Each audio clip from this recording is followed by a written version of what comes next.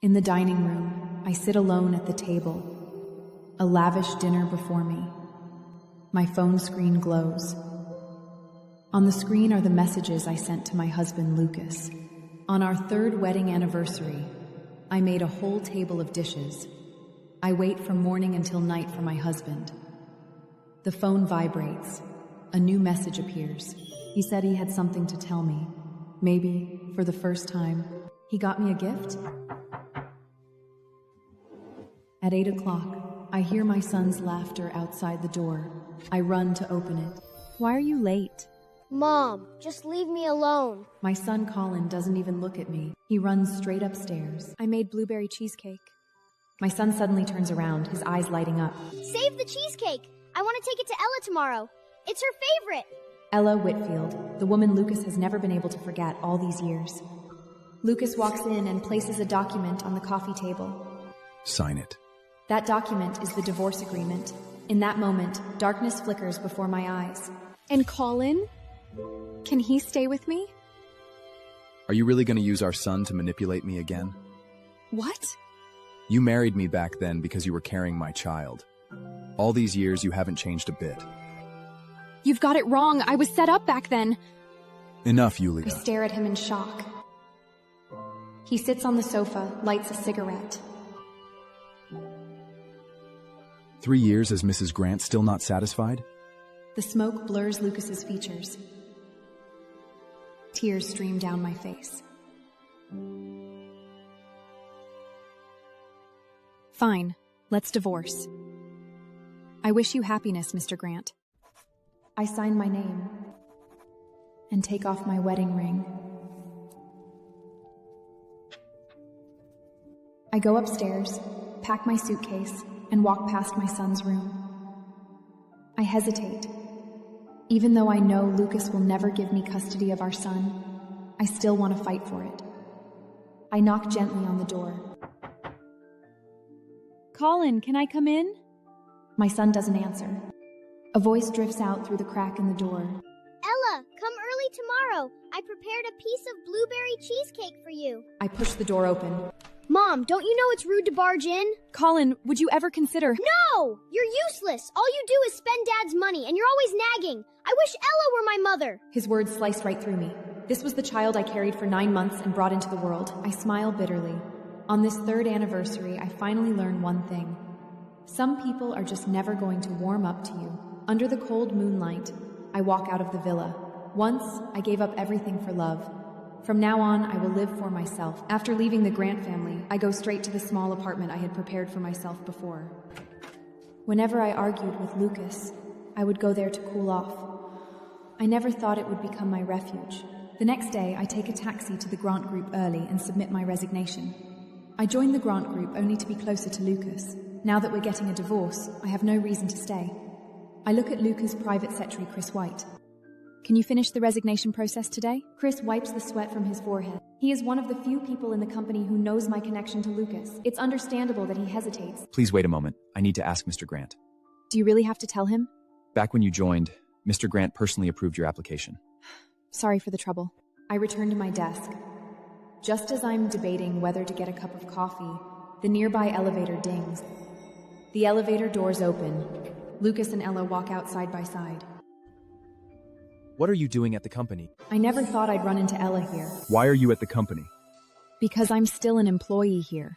Ella tactfully tries to leave, but Lucas grabs her wrist. You're my special consultant. No need to hide. Special consultant? I nearly ended up in the hospital for a major project, and he gave the position to her. Just then, Chris comes over with my resignation report. Ma'am, you are discussing with Mr. Grant? Resignation? Lucas looks at me contemptuously. What trick are you trying to pull now?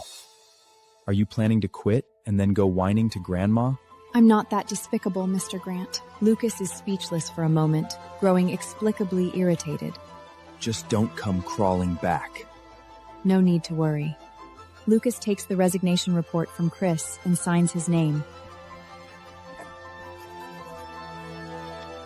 I take it from his hand and turn to leave. As I walk out the gates of the Grant group, the sun falls upon me. I feel completely free. Just then, my phone rings.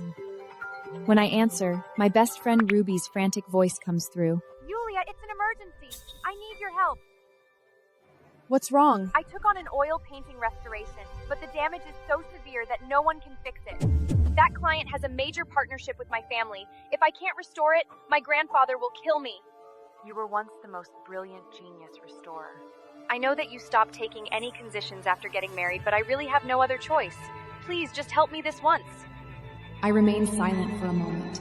Ruby thinks about how I resolutely gave up my thriving career for Lucas, and she becomes 7 more uncertain. Well, forget it. I won't push you. I'll try to... Okay, I'll restore it. Early the next morning, I arrive at Ruby's studio. I walk into the studio. Everyone is waiting for me. This is Yulia Foster, my best friend. The painting on the table is badly damaged. The paper has yellowed. All the clients and staff are watching me. They don't believe that at such a young age I could restore it. The moment my fingers touch the paper, I forget all the pain. This is who I really am.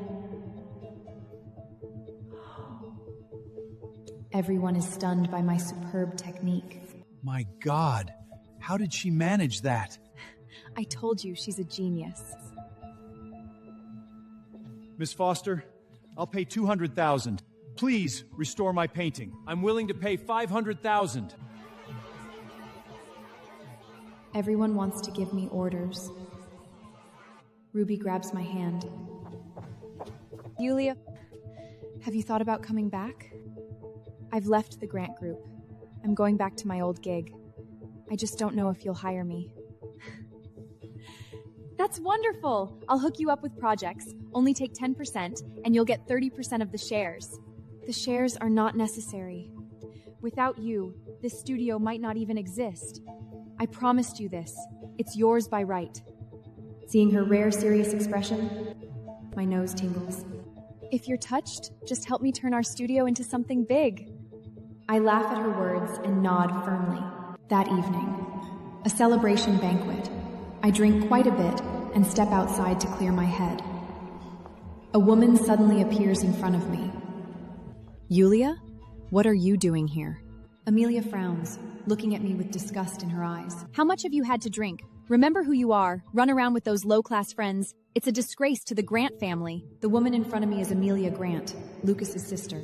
She has always looked down on me. I'm hosting important guests the day after tomorrow. Come early and cook chicken soup for them. Sorry, I'm busy. What? I used to tolerate her. For Lucas, but we're divorced now. I don't have to please anyone anymore. I really don't have time. Find someone else. Fine, Yulia. Don't come crying later. She leaves in a huff. A male colleague comes out of the hotel, sees Amelia storming off, and walks over to me worriedly. Are you okay? I'm fine. Let's go back. Amelia took a picture of me and a male colleague walking side by side into the hotel. No wonder you're so cocky. So you found someone else. The next day, Lucas calls. Not about Amelia, about his grandmother's birthday. Grandma keeps asking about you. Join us for dinner on her birthday. In the entire Grant family, only his grandmother truly cares for me. I have to go. Fine, I'll be there. Then I casually hang up the call. On the day of the birthday, I bring a gift to Grant Manor. The moment I walk in, I see Ella sitting next to Lucas's grandmother. My son sits beside Ella, dressed like a little prince. Amelia turns her head and deliberately mocks me. Ella, I've always wanted you to marry my brother. If it weren't for some woman back I ignore then... her sarcasm and go straight to Lucas's grandmother. Happy birthday. My dear, you've lost weight. Are you overworked? She holds my hand. Her eyes redden. I almost cry too. After offering my birthday wishes to her, I am about to leave. Just then, Amelia blocks the doorway, holding up her phone and shouting. Everyone, look at this photo! Yulia cheats on my brother! Amelia shows the photo to everyone at the party. All eyes are on me. Ella covers her mouth in shock. That can't be real, can it? She doesn't seem like that kind of person. Ella pretends to defend me, but a smirk tugs at the corner of her lips. Lucas approaches us with a dark expression. What's all the noise about? Lucas, look at this! Who knows how many men she's been messing around with?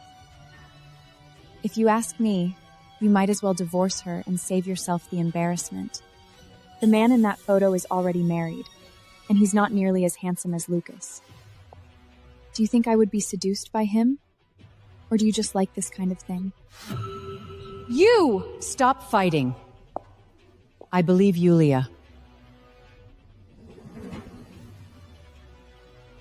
She is not that kind of person. After the birthday banquet, Amelia doesn't let up. She pulls Lucas aside and keeps fanning the flames. Lucas, look at this house. How can it function without a woman? And Colin needs someone to take care of him. Isn't Ella perfect for this role? Let her move in. I don't know. Isn't that a bit inappropriate?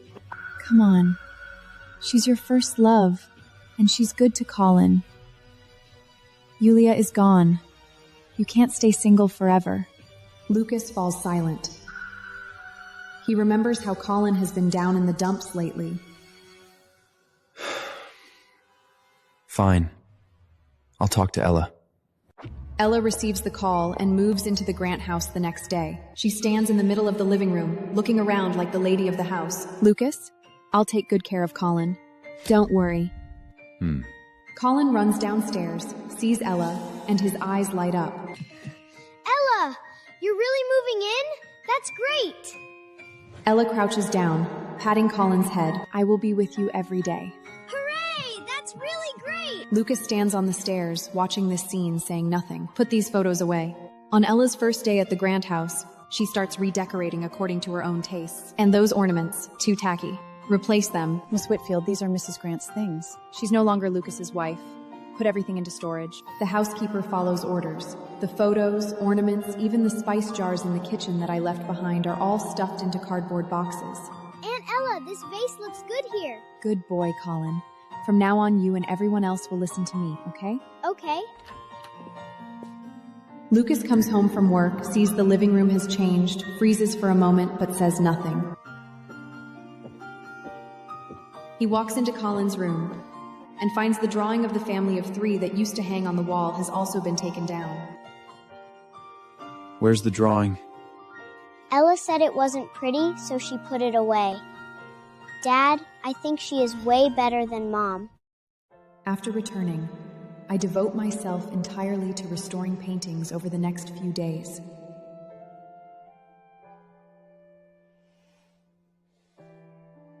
I receive a big project at the studio, the restoration of Professor Shaw's late wife's portrait. This is my first major commission since my comeback. Yulia, Professor Shaw is a big name in the industry. If you do this well, our studio will become famous overnight. I'll do my best. I put on my gloves and begin the restoration.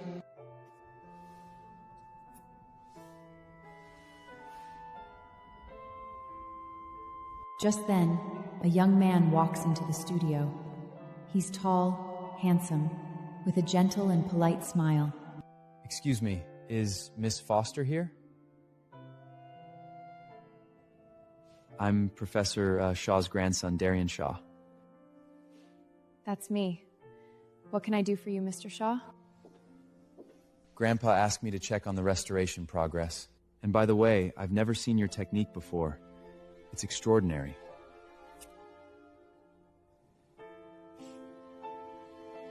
You flatter me. I truly mean it. I hope we have a chance to work together in the future. We shake hands and say goodbye. Darrion's hand is warm, his gaze sincere. I don't know that this person will change my life. After a few days living at the Grant house, Ella's true colors begin to show. Colin comes home from school, holding his homework, and goes to her. Ella, I don't know how to do this problem. Can you teach me? Ella does not even look up from her phone. Go ask your father. I'm busy. Colin walks away, disappointed. The cook happens to be off, and no one is cooking at home. Ella, I'm hungry. Order takeout. I don't want to cook.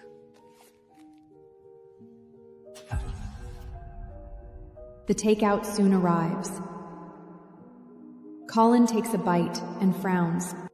This isn't good. I want blueberry cheesecake. Mom used to make it for me. You want blueberry cheesecake? It's too late now. I will have the cook make it for you tomorrow, okay? Oh. Colin lowers his head, looking disappointed. Mom always made it for me. Lucas works late and comes home.